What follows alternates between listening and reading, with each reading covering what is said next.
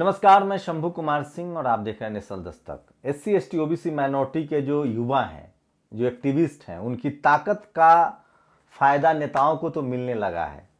कांग्रेस ने पंजाब में चन्नी को दलित समाज से आने वाले चन्नी को CM बनाया है।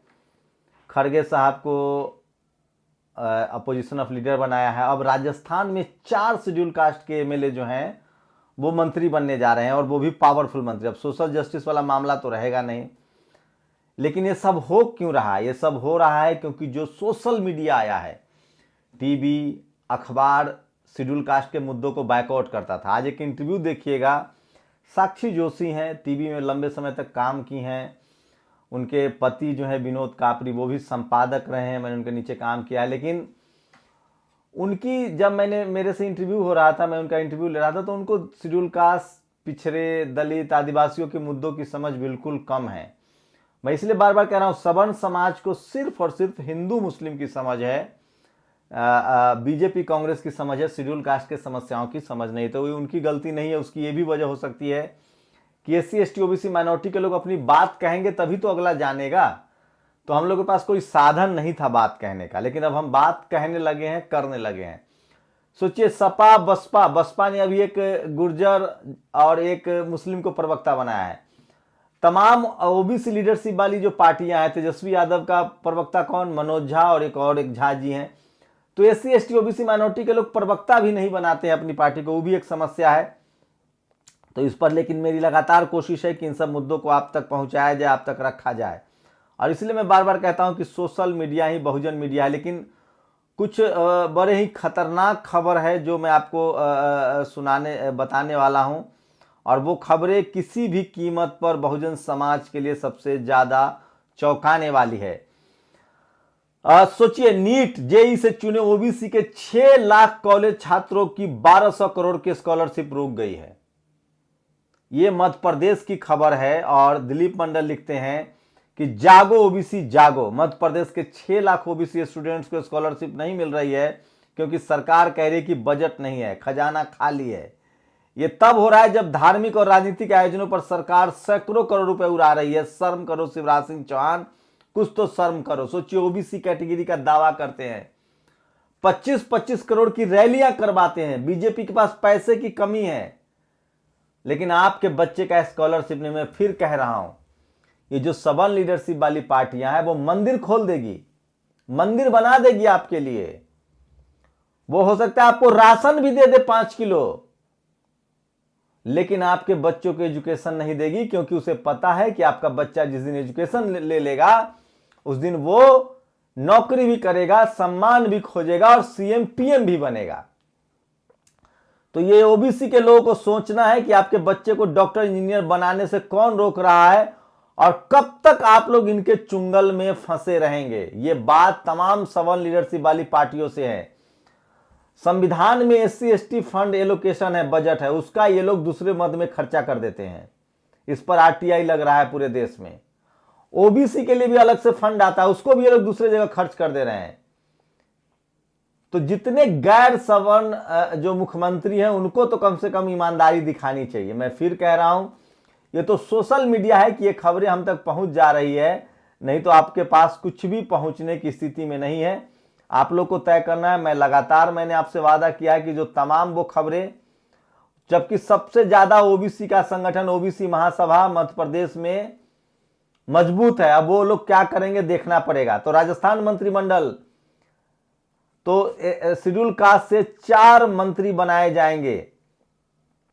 और ये देखिए, एक दूसरी बड़ी खबर बता रहा हूं, 6 लाख लोगों की स्कॉलरशिप रोक दी गई है मध्य प्रदेश में, और आप कल्पना कर सकते हैं कि चल क्या रहा है। तो ये तमाम बड़ी खबरें थी जो मैं मध्य प्रदेश 6 लाख OBC स्टूडेंट्स की 12,000 करोड़ रुपए की स्कॉलरशिप अटकी। OBC स्टूडेंट की स्कॉलरशिप अटका दी गई है। सोचिए, आपके बच्चों के लिए पढ़ाई लिखाई कितनी जरूरी है, और कौन लोग हैं जो लटका रहे हैं इसको, आप समझने की कोशिश कीजिए। मैं इसलिए कह रहा हूं, ये बड़ी खबर है। कोटा बेस्ड फैकल्टी, पहली बार IIT IIM जैसे संस्थानों में अब रिप्रेजेंटेशन लागू होगा। रिजर्व कैटेगरी के लोगों को भी प्रोफेसर की नियुक्ति होगी, लेकिन अखबारों में पत्रकारों को पेट में दर्द हो रहा है। अखबार द टाइम्स ऑफ इंडिया कहता है कोटा बेस्ड फैकल्टी। मतलब आरक्षण नहीं होना चाहिए। अभी राजदीप सरदेसाई का मैं इंटरव्यू देख रहा था, वो कह रहे थे कि मेडिकल में ओबीसी के आरक्षण मिलने से जनरल वालों का क्या होगा। उनको नहीं पता कि 50 साल तक भी जनरल के सीट रोक दी जाए तो अभी बराबरी नहीं कर पाएगी, जितना ज्यादा ओवर रिप्रेजेंटेशन है उनका। और सोनू भारद्वाज ये बात वहां रख नहीं पाए। तो आईआईटी में अब पहली बार रिजर्वेशन को अब इंप्लीमेंट, ये सब कुछ हो रहा है सोशल मीडिया पर बहुजनों की ताकत की वजह से, हमारे आपके जो बोलने की वजह से। लेकिन हमारे नेताओं को भी सोचना पड़ेगा कि आपकी भी ईमानदारी है, आपको भी पार्टी कोई भी हो, आप कहीं भी रहें, एससी एसटी के लोग तो हर पार्टी में रहेंगे, बाबा साहब ने प्रावधान किया, ओबीसी के लोग, कम से कम आप सब लोग बोलना शुरू कीजिए, नहीं तो एक दिन आपके समाज के लोगों को भी मार दिया जाएगा। लेकिन सोशल मीडिया पर लाखों करोड़ों लोग बोल रहे हैं और इस वजह से ये सारी चीजें हो रही हैं। कुछ और बड़ी खबरें हैं जो मैं आपको चाहता हूं बता दूं। सरकार ने एमटीएनएल बीएसएनएल को 970 करोड़ के बेस प्राइस पर बेचने के लिए रख दिया है। अब आपको तय करना है कि आपकी नौकरियां कहां बचेंगी। आप इंजीनियर तो बन जाएंगे, पढ़ाई लिखाई कर लेंगे, लेकिन आपके लिए नौकरी नहीं रहेगी। आपके पास जमीन है नहीं तो आपको बंधुआ मजदूर बनाने की पूरी तैयारी चल रही है। देश की संपत्ति की इस लूट से लुटेरों से अधिक जिम्मेदार, लुटेरों के साथ सहानुभूति रखने वाले इन संस्थानों के अधिकारी, कर्मचारी और यूनियन के शीर्ष नेता। तो सोचिए, जो सवर्ण नेता है, जो सवर्ण यूनियन है, वो बोलने के लिए तैयार नहीं है, वो धरना प्रदर्शन करने के लिए तैयार नहीं है, क्योंकि उनको पता है, जितने सवर्ण लोग हैं उनको लगता है कि हमारी नौकरी चली जाए। कहावत है ना, पति भले मर जाए सौतन विधवा होना चाहिए, इसे एंटी वुमेन कहावत है। लेकिन ये सवर्ण समाज पर बिल्कुल लागू होता है। नौकरी उनकी भी चली जाए लेकिन रिजर्वेशन खत्म होना चाहिए, ये है, क्योंकि उनके पास तो बाप दादा की संपत्ति है, शहर में घर है, जमीन है। तो ये है। और ये देखिए, एक और खबर बता दे रहा हूं, यात्री नहीं मिल रहे, बंद होंगे निजी ट्रेन तेजस। इस सरकार की सारी योजनाएं विफल रही है, बस सिर्फ मीडिया के जरिए सरकार टिकी हुई है। और उसके बाद कुछ और बड़ी खबरें हैं जो मैं आपको बता दूं। दलित एट्रोसिटी के मामले जो है वो रुक नहीं रहे हैं। मध्य प्रदेश के रीवा में दलित मजदूर जब अपनी तनख्वाह मांगने गया तो सवर्ण गणेश मिश्रा, राघवेंद्र मिश्रा ने उनके साथ मारपीट किया, उनका हाथ तक काट दिया। भीख मांगकर खाने वाले कुर जातिवादी सवर्ण समझ नहीं पाएंगे। ये तस्वीरें नहीं दिखा सकते हैं, प्लीज किसी कीमत पर न दिखाएं।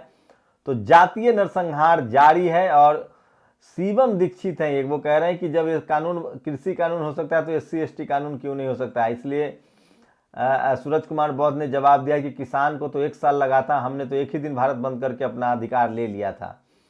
और भारत में सबसे ज्यादा जातिवादी राज्य, जहां सवर्णों का दबदबा सबसे ज्यादा और जहां ओबीसी और एससी अपने अधिकारों के प्रति सबसे कम जागरूक हैं, पश्चिम बंगाल, गुजरात, मध्य प्रदेश, हिमाचल प्रदेश, ये तमाम राज्य हैं। आपको जवाब देना है। दिलीप मंडल ने और ओबीसी के 6 लाख कॉलेज के छात्रों के लिए 1200 करोड़ की स्कॉलरशिप रोक दी गई है।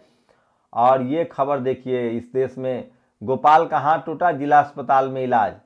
सरकारी हॉस्पिटल के डॉक्टर सीपी सिंह और मेडिकल सुपरिटेंडेंट डॉक्टर ए के अग्रवाल ने भगवान के टूटे हाथ का इलाज किया, प्लास्टर चढ़ाया। अच्छी बात है, ये इंसानियत का काम है, लेकिन जिसने हाथ का भगवान तोड़ा उसकी सजा भी तो मिलनी चाहिए। सोचिए किस तरह से इस देश में अंधविश्वास है, आप इसका कल्पना नहीं कर सकते। और अंबेडकर सेंटर में अंबेडकर फाउंडेशन के जमाने से कार्यरत एकमेव दलित सुधीर हिलसैन को साम दाम दंड भेद की नीति अपनाकर अंबेडकर सेंटर के ब्राह्मणों ने नौकरी से हटा दिया है। सुधीर हिलसैन के बारे में मेरे एक दोस्त जो सरकार में बड़े पद पर, सुधीर हिलसैन ओबीसी समाज से थे, उनको हटा दिया गया। एक बड़ी खतरनाक खबर है। और सोचिए कि अंबेडकर सेंटर से 4 ब्राह्मणों को, सवर्णों को डाल दिया गया है।